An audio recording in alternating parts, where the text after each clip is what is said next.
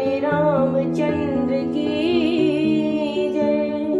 पवन सुत हनुमान की जय। तुलसीकृत रामचरितमानस कथा प्रारंभ। रिकॉर्डिंग स्टार्ट होने से पहले सभी देवताओं की स्तुति कर ली गई। अब हम सबको चाहिए कि राम सीता को दरबार में साक्षात वस्त्र जानकर और खुद को दरबार में बैठा हुआ मानकर भक्ति के साथ, प्रेम के साथ कथा का आनंद ले। आइए अब राम के प्रिय भक्त हनुमान जी को बुलाते हैं। प्रणवहु पवन कुमार खलवन पावक ज्ञान घन। जासु हृदय आधार वसई राम सर चाप धरी। तुलसी कृत रामायण कथा कहूँ अनुसार। राम कथा कहूँ अनुसार। आय सुहासन लीजियो विराजियो पवन कुमार। मंगल भवन मंगल हारी। द्रवहु सुदशरथ धीर बिहारी। दीन दयाल विरद संभारी। हरऊ नाथ मम संकट भारी। तो कल की कथा में हमने सुना था कि शंकर उर अति क्षोभ सती न जानई मरम सोई। तुलसी दर्शन लोभ मन तर लोचन लालची।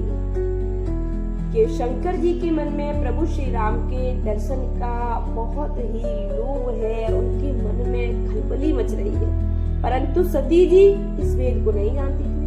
तो तुलसीदास जी कहते हैं कि शिव जी के मन में डर भी था कि कहीं मैं दर्शन करने जाऊं और प्रभु का भेद न खुल जाए, परंतु दर्शन के लोभ से उनके नेत्र ललचा। तो आगे की कथा इस प्रकार है। रावण मरण मनुज कर जाचा। प्रभु विधि वचन की नयह साचा। कि रावण ने ब्रह्मा जी से अपनी मृत्यु मनुष्य के हाथों से मांगी थी। ब्रह्मा जी के वचनों को प्रभु सत्य करना चाहते थे।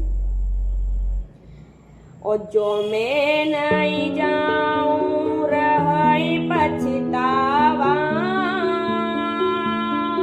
करत विचार नवनत बनावा।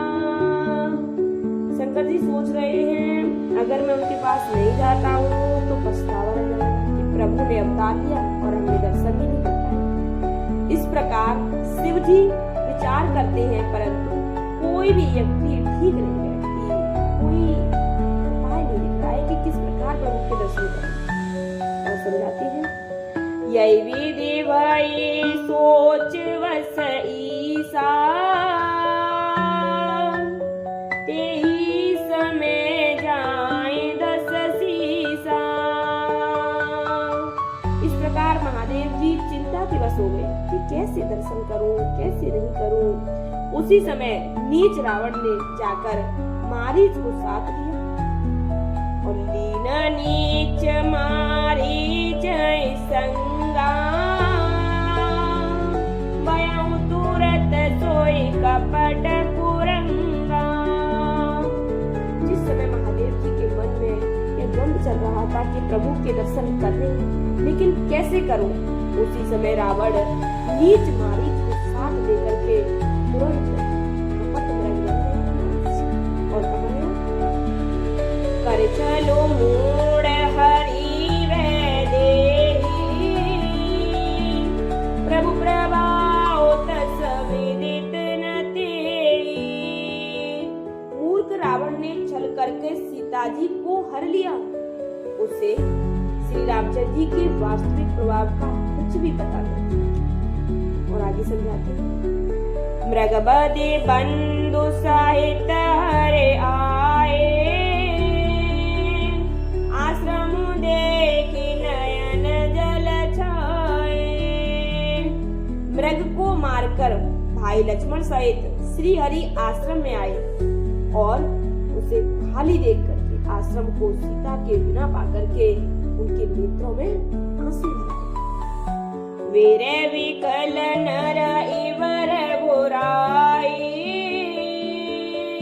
खोजत विपिन फिरत दुआई।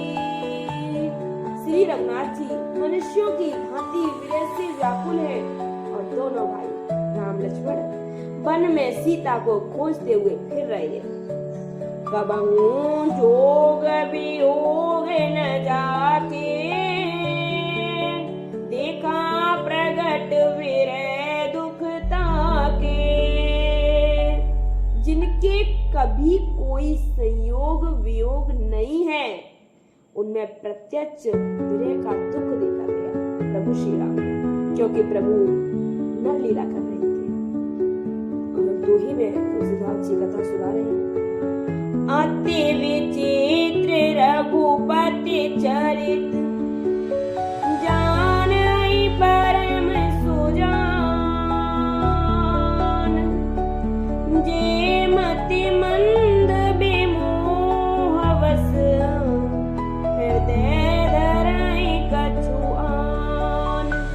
हृदय धरई कछुआन। मंगल भवन मंगल हारी, द्रवौ सुदशरथ अजिर विहारी। दीन दयाल विरद संभारी, हरऊ नाथ मम संकट हारी। श्री रघुनाथ जी का चरित्र बड़ा ही विचित्र है, अति विचित्र रघुपति चरित्र। और जाने परम सुजान, उसको पहुंचे हुए ज्ञानी जन ही जानते हैं। जे मति मंद विमोह बस, जो मंद बुद्धि है वे तो विशेष रूप से मोह के बस होकर हृदय धरई कछुआन, हृदय में कुछ दूसरी ही बात समझ रखते हैं। शंभु में तेरी राम देखा, उपजाई तेहर सुविशेखा। श्री शिव जी ने उसी अवसर पर जब प्रभु श्री राम लक्ष्मण की सहित विरह में व्याकुल वन वन सीता जी को ढूंढ रहे थे, उसी समय शिव जी ने श्री राम जी को देखा और उनके हृदय में उपजा ही अति हर्ष विशेखा। उनके हृदय में बहुत भारी आनंद हुआ और वरलोचन छवि सेंदु निहारी, उसमें जाने न कीन चिंगारी। उन शोभा की समुद्र श्री रामचंद्र जी को शिव जी ने नेत्र भर के देखा, परंतु अवसर ठीक न जानकर परिचय नहीं किया। और कैसे प्रणाम किया? जय सच्चिदानंद जग पावन, असकाई चलियो मनोज न सावन।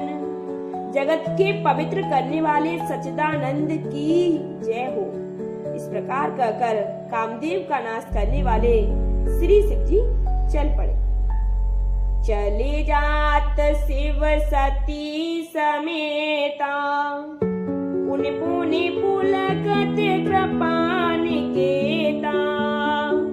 कृपान दान शिव जी बार बार आनंद से पुलकित होते हुए सती जी के साथ कैलाश पर्वत को चले जाते हैं। और सती सोदसा शंभु के देखी, पुरा उपजा संदेह विशेखी। सती जी ने शंकर जी की हुआ दशा देखी कि बड़े खुश हो रहे हैं, बार बार शंकर जी पुलकित हो रहे हैं। उनके मन में बड़ा संदेह उत्पन्न हुआ। सती जी के मन में संदेह हुआ कि प्रभु इतने प्रसन्न कैसे हो रहे हैं।